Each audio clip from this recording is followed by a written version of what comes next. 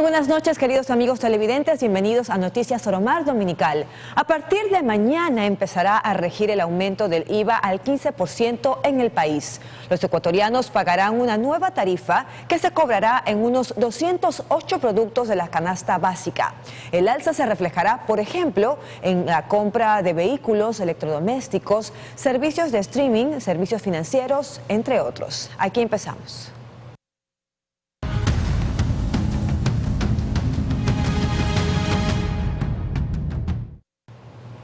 La presentadora de televisión Carolina Jaume dará su testimonio libre, voluntario y sin juramento en torno al caso Metástasis, luego de que fuera nombrada por Mayra Salazar en la audiencia del pasado jueves 28 de marzo.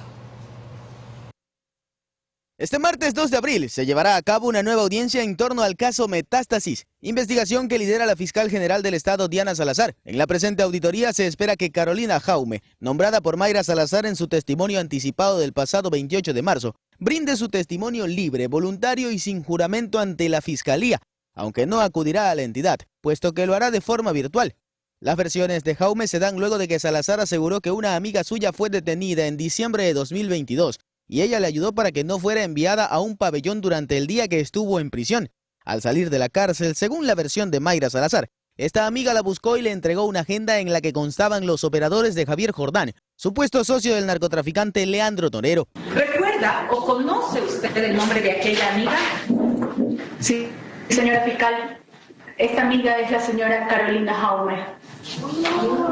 En torno a este mismo caso, el pasado sábado 30 de marzo, Daniel Salcedo compareció ante la Fiscalía tras ser trasladado hasta la capital de la República. En su versión, Salcedo se limitó a hablar en modo de queja por compartir celda en el área transitoria del CPL de Cotopaxi con Alex Palacios. Aseguró que intentó suicidarse y que a pesar de tener ganado un habeas corpus en el que se le confirmó su derecho a la educación, no se le ha dado acceso a una computadora, cuadernos, plumas y resaltadores para poder estudiar y que le han limitado el ingreso de su abogado defensor. Salcedo también le hizo responsable de lo que a él le ocurra al juez Felipe Córdoba, debido a que asegura que el magistrado nacional hizo que lo cambien de la cárcel de Quito a la ubicada en La Tacunga.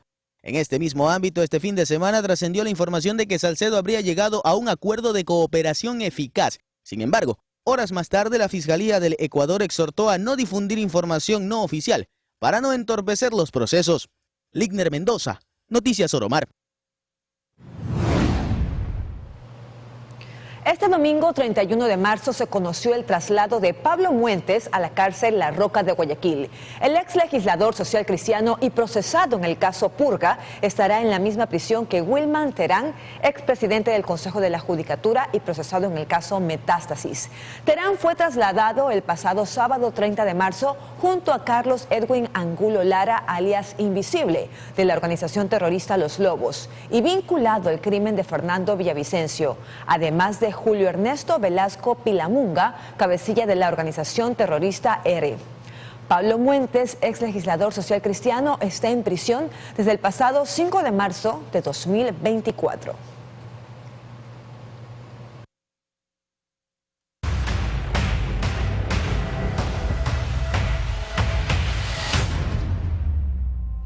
Y a partir de este 1 de abril, el impuesto al valor agregado IVA aumentará al 15%. Ese incremento también se reflejará en el precio de los combustibles, según el reglamento sustitutivo para la regulación de los precios de los derivados de los hidrocarburos. Según el reglamento sustitutivo para la regulación de los precios de los derivados de los hidrocarburos, establecido en el Decreto Ejecutivo 215, emitido por el presidente Daniel Noboa, para este 1 de abril, se actualizará el valor de la gasolina y del gas licuado de petróleo. De esta forma, el galón de gasolinas Extra y Ecopaís pasará de un precio fijo de $2.40 a $2.46, mientras el precio del diésel para el sector automotor aumentará en casi 5 centavos por galón, pasando de $1.75 a $1.80 por galón. Los cambios en la economía del país son parte del incremento del IVA que consta en el Decreto Ejecutivo 198, emitido por el presidente de la República, Daniel Noboa, que modifica la tarifa general de este impuesto del 12 al 15%. La iniciativa es parte de la ley para enfrentar el conflicto armado que incluye, entre otras medidas, el incremento al impuesto al valor agregado, con el propósito de generar recursos para combatir al narcotráfico en medio de la crisis de seguridad que vive el país. El incremento de dicho impuesto no aplicará en 151 productos que son parte de la canasta básica, según la guía para contribuyentes de los bienes y servicios gravados con tarifa 0% del IVA. El pago de este tributo no se aplica en productos como carne en estado natural, pollo, pescado, pan, panela, sal, avena, maicena, fideos o frutas. Además, el acero de refuerzo en barras, áridos, concreto, conglomerantes, materiales metálicos, reciclables, entre otros, tendrán un impuesto al valor agregado diferenciado. Esta medida se aplicará luego de que el Servicio de Rentas Internas estableció el listado de materiales de la construcción, en los que se bajará el IVA al 5%, mediante la resolución del 28 de marzo del 2024.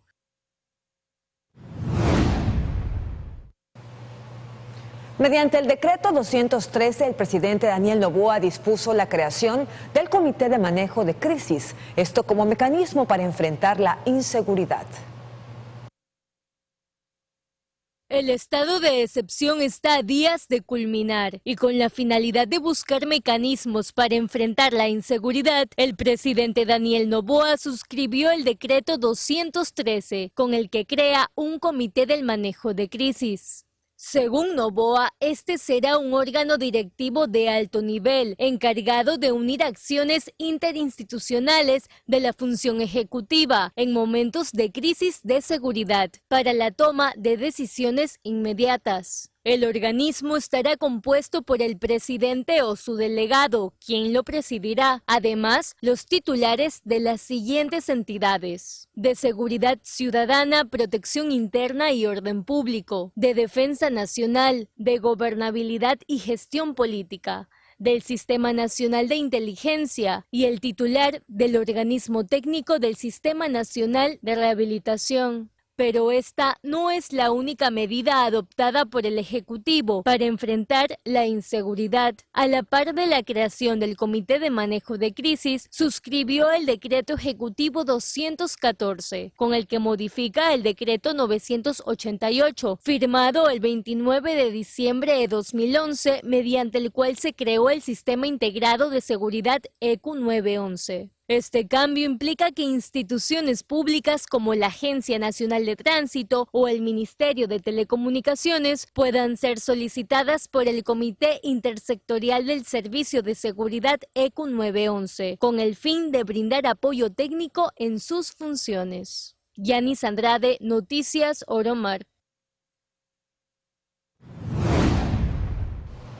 Y en temas electorales les contamos que el CNE habilitó a una persona jurídica y una natural para realizar las encuestas de intención de voto en la consulta popular y referéndum del próximo 21 de abril. Estas son el Centro de Investigaciones y Estudios Especializados Centro Invest y el consultor Álvaro Marchante Carrero, director de Comunicaliza. Según la normativa electoral, los resultados de encuestas y pronósticos electorales podrán ser publicados por los medios de comunicación hasta 10 días antes del día de los comicios, es decir, hasta el 11 de abril.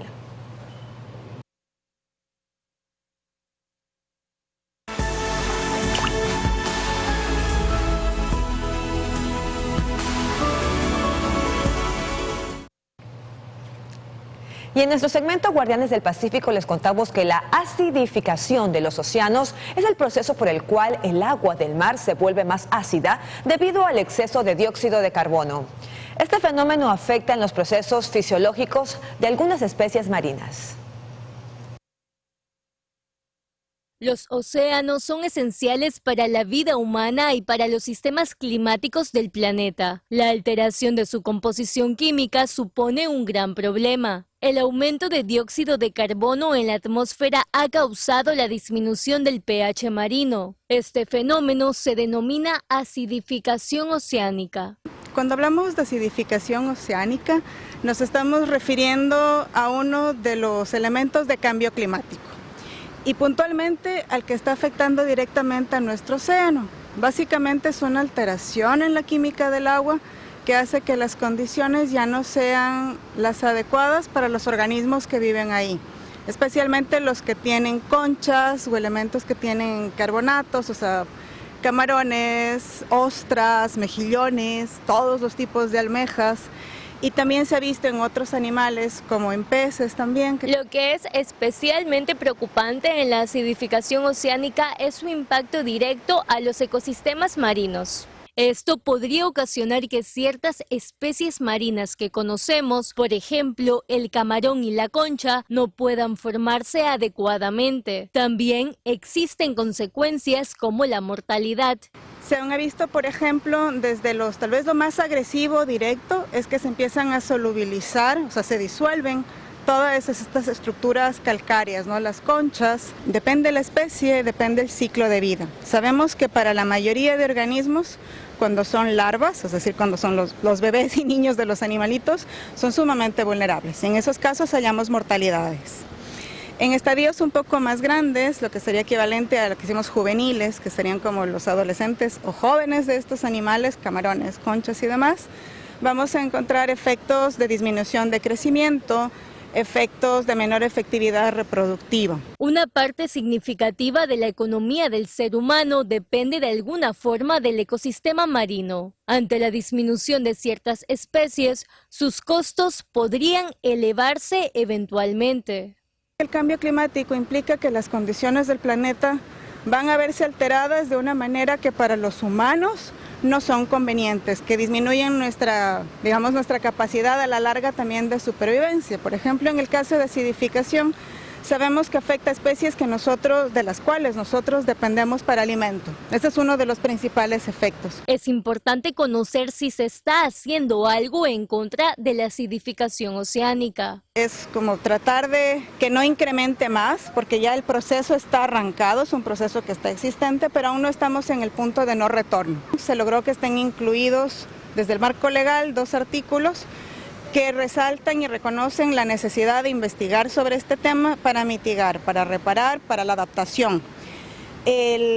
La otra cuestión son las investigaciones que se están realizando desde algunas instituciones, en ese caso de nuestro grupo de investigación, que es el BIOAC, Bioma Ecuatorial y Acidificación Oceánica, desde la Universidad Laika Eloy Alfaro de Manabí, en Manta. Aún se está a tiempo para ejecutar acciones, pero ¿qué puede hacer el ser humano común? La primera cosa es informarnos, saber del problema, saber que aún tenemos un margen de respuesta. La idea es empezar a presionar a los sectores de toma de decisiones, hacerles saber que nosotros como ciudadanía nos importa, que por ejemplo nuestros votos van a estar condicionados a un plan de gobierno, un plan de actividades que respondan a los desafíos de cambio climático. Los cambios en los ecosistemas marinos afectan directa e indirectamente las sociedades humanas. Una forma para intentar prevenir esto es actuar sobre el cambio climático, implementando soluciones. Yanis Andrade, Noticias Oromar.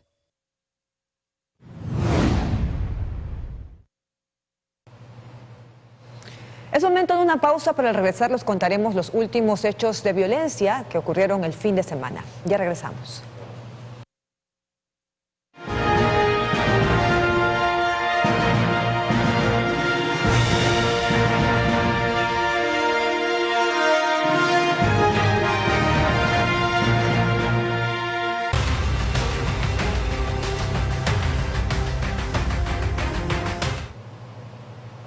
Cinco integrantes de una familia fueron asesinados tras un secuestro en la vía Puerto López-Santa Elena, mientras que en Manta una serie de atentados dejó al menos 12 víctimas mortales.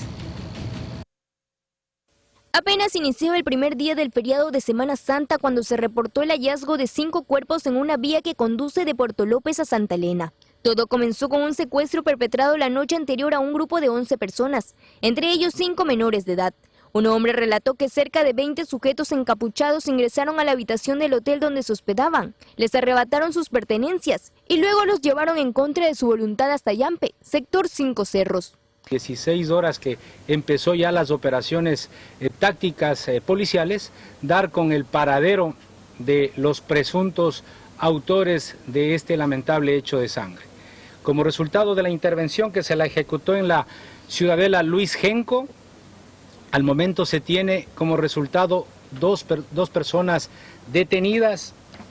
La policía informó que los menores fueron liberados y que no presentaban ningún tipo de agresión. En la escena del crimen se encontraron 23 indicios balísticos de todos los calibres, entre ellos uno que guarda relación con otros hechos ocurridos en San Vicente y otras zonas de Manabí en los últimos días. No podremos afirmar ni descartar que sea una equivocación. Existen algunas hipótesis en donde obviamente pues incluso en una entrevista por parte de las unidades especiales pues se habla de que los hoy occisos habrían venido al sector a acudir a una fiesta familiar.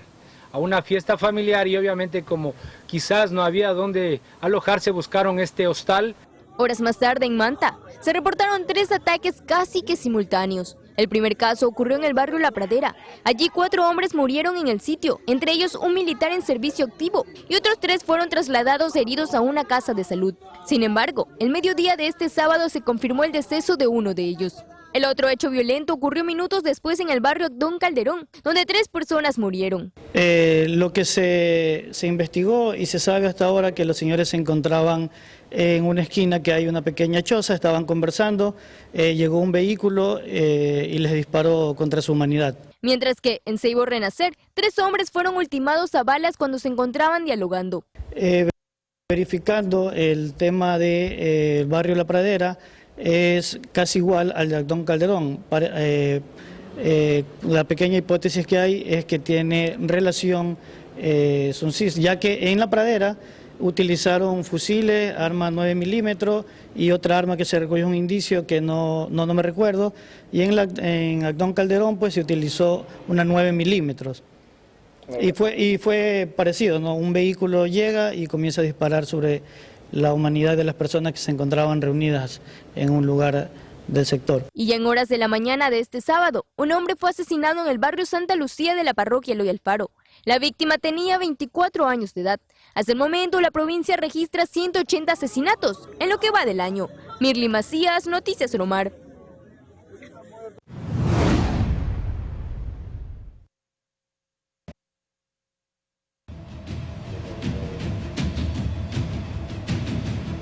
Puerto Viejo también sigue registrando muertes violentas. El fin de semana ocurrieron 3 asesinatos en distintos puntos de la ciudad.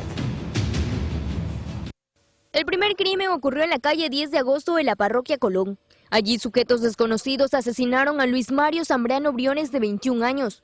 Luego del crimen, los amigos del hombre lo llevaron hasta la casa de sus padres, en el sitio El Cadi, donde la Policía Nacional procedió a realizar el levantamiento del cadáver. Esa misma noche, en la parroquia San Pablo, entre las calles Coronel Sabando y Callejón Las Palmas, un hombre identificado como Gregorio Rivas Posligua, de 37 años, fue encontrado sin vida en plena vía pública. Según testigos, sujetos llegaron a bordo de una motocicleta hasta el lugar y dejaron abandonado el cuerpo del ciudadano antes mencionado. Por último, este domingo 31 de marzo se registró un nuevo hecho violento en el sector El Peñón. Un hombre conocido como La Mica fue asesinado de varios impactos de bala. En el sitio se encontraron cerca de 7 indicios balísticos. Hasta el lugar llegaron familiares quienes lloraban desconsoladamente ante la pérdida de su ser querido. La policía llegó al sitio para realizar las investigaciones. Un vehículo fue encontrado en otro punto de la ciudad, presumiblemente utilizado en este crimen. Mirly Macías, Noticias Romar.